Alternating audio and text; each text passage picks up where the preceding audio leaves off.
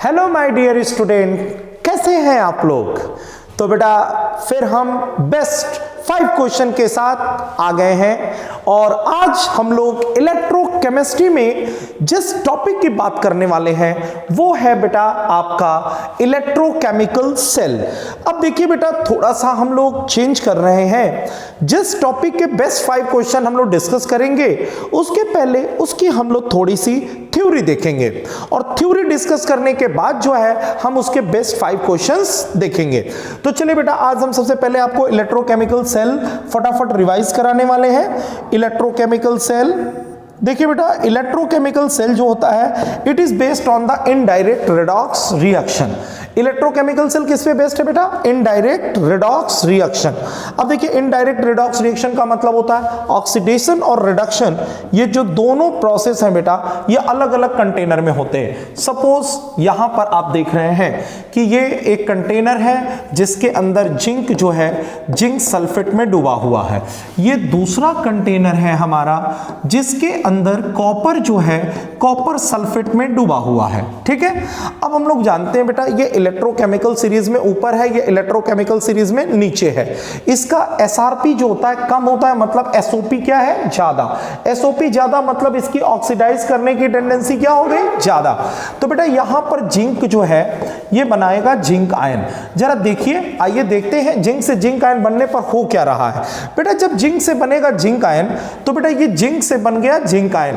जैसे ही सॉल्यूशन के अंदर जिंक आयन आएगा, इस सॉल्यूशन के अंदर जिंक आयन का कंसंट्रेशन क्या हुआ? बढ़ा। जिंक आयन का कंसंट्रेशन क्या हो गया बेटा? बढ़ा। याद रखिए जिंक आयन का कंसंट्रेशन बढ़ा और इसके थिकनेस पर, इसके स्वास्थ्य पर क्या प्रभाव पड़ा बेटा? दुबला हो गया। ये क्या हो गया? दुबला हो गया, यानी थिकनेस जो है इसका डिक्रीज कर गया, थिकनेस इसका घटा।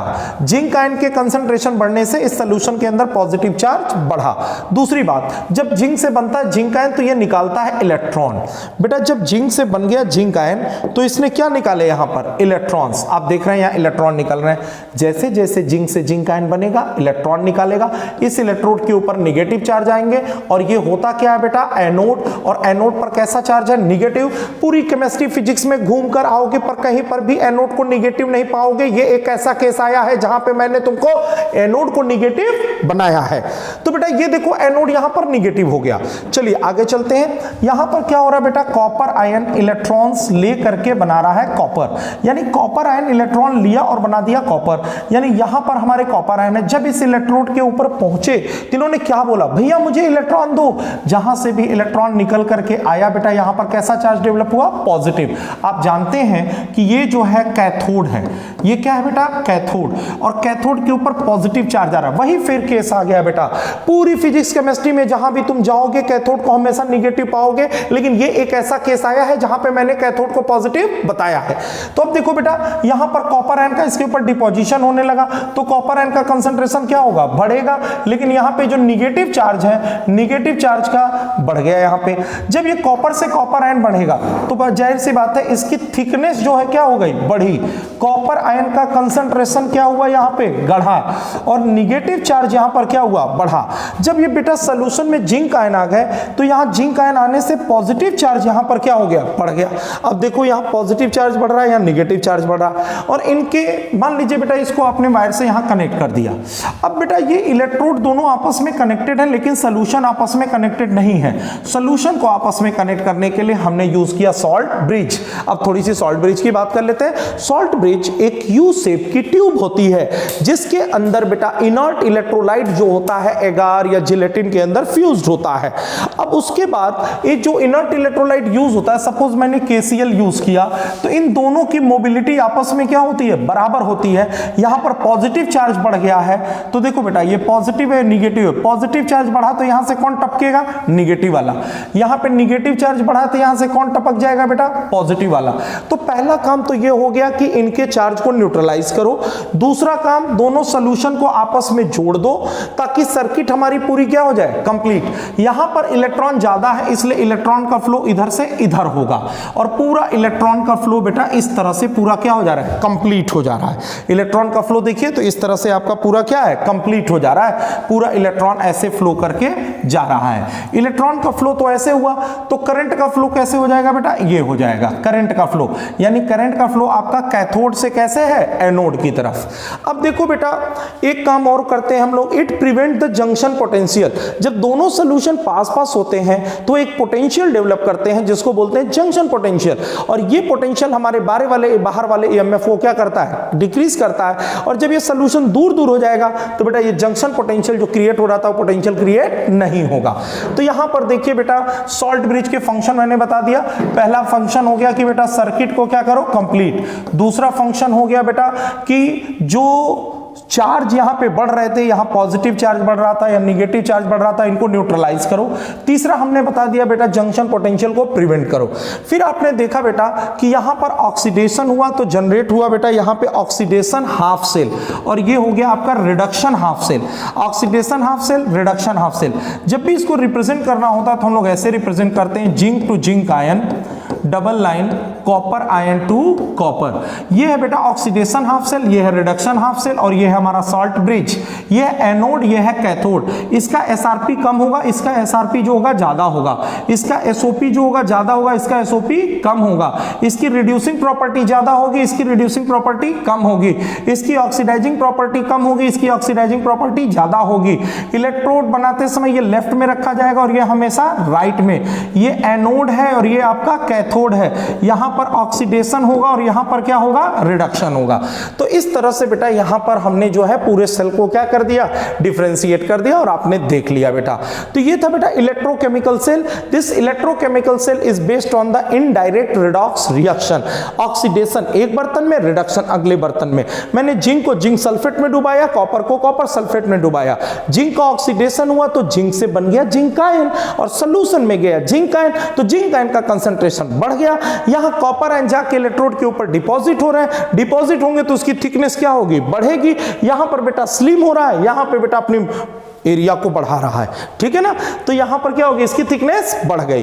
तो ये बेटा देखिए सिंपल एक था आपका Nernst equation, sorry electrochemical cell. And electrochemical cell के अंदर जो हमारा केमिकल एनर्जी है वो इलेक्ट्रिकल एनर्जी में कन्वर्ट होता है। आप देख रहे हैं यहां ऑक्सीडेशन हो रहा है, यहां रिडक्शन हो रहा है। दिस केमिकल प्रोसेस से करंट का क्या हो रहा है, कंडक्शन। कभी कभी क्वेश्चन पूछता है कि अगर सॉल्ट ब्रिज में रिमूव कर दूं तो क्या होगा। जैसे बेटा आप सॉल्ट ब्रिज रिमूव करेंगे सर्किट ब्रेक हो जाएगी, कोई करंट फ्लो नहीं होगा। इसी में क्वेश्चन और आता है, जैसे कि इसका पोटेंशियल जो होता है 1.1 वोल्ट होता है। कहता है कि अगर एक अपोजिट डायरेक्शन में एक एक्सटर्नल ईएमएफ लगा दें तो क्या क्या कंडीशन हो सकती है। बेटा अगर इसके अपोजिट डायरेक्शन में एक एक्सटर्नल ईएमएफ हम लगाएंगे तो अगर एक्सटर्नल ईएमएफ की वैल्यू 1.1 से ज्यादा हुई या कम हुई या बराबर हुई तो क्या होगा। अगर कम हुई, अगर मान लीजिए ई एक्सटर्नल हमारा 1.1 से कम है तो जैसे सेल में करंट फ्लो कर रहा है वैसे ही करेगा। अगर ये ई एक्सटर्नल दोनों आपस में बराबर हो गए तो किसी करंट का फ्लो नहीं होगा। अगर ई एक्सटर्नल की वैल्यू जो है ज्यादा हो गई तो करंट हमारा रिवर्स डायरेक्शन में क्या करेगा, फ्लो होगा। तो ये देखिए बेटा आपका मैंने शॉर्ट में एक रिवीजन करा दिया इलेक्ट्रोकेमिकल सेल। चलिए बेटा अब हम लोग आगे बढ़ते हैं, अपने क्वेश्चंस पे आते हैं। चलिए सबसे पहला क्वेश्चन बेटा यहां पे मैंने उठाया, select the correct statement for the galvanic cell. Galvanic cell, Daniell cell, electrochemical cell सारी बातें एक है। It is not a electrochemical cell, गलत है बेटा क्योंकि ये इलेक्ट्रोकेमिकल सेल ही है, ठीक है ना। ये स्टेटमेंट हमारा गलत है। It convert electrical energy to chemical energy, ये भी गलत है क्योंकि इलेक्ट्रोलाइटिक सेल के अंदर होता है। In this device the give energy of the spontaneous redox reaction is, ये बिल्कुल सही है। हम लोग जानते हैं बेटा कि इलेक्ट्रोकेमिकल सेल के अंदर केमिकल एनर्जी इलेक्ट्रिकल एनर्जी में कन्वर्ट होती है। प्रोसेस हमारा स्पॉन्टेनियस होता है और स्पॉन्टेनियस प्रोसेस के अंदर डेल्टा जी की वैल्यू क्या होती है, निगेटिव होती है, और ई सेल की वैल्यू क्या होती है, पॉजिटिव होती है। चलिए वेरी गुड, पहला क्वेश्चन हो गया।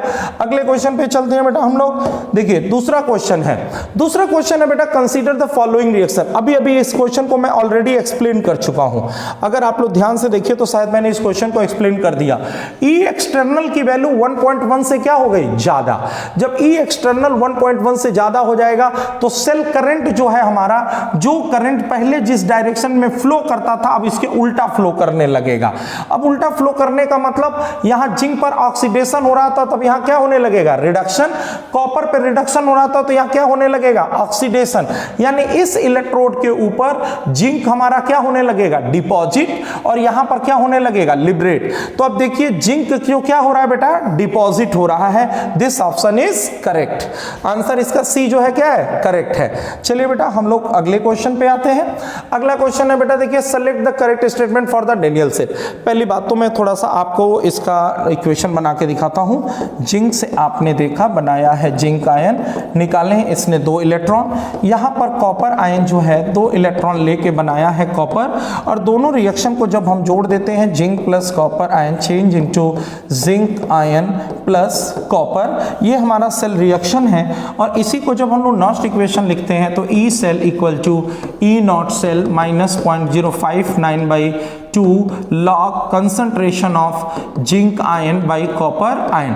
अब यहां से देखिए हम लोग कह रहे हैं कि अगर हम इसका कंसंट्रेशन बढ़ाएं, जब इसकी वैल्यू बढ़ाओगे तो ये पूरी वैल्यू क्या करेगी बेटा, बढ़ेगी, और ये पूरी वैल्यू बढ़ेगी तो ये वैल्यू हमारी क्या करेगी, घटेगी।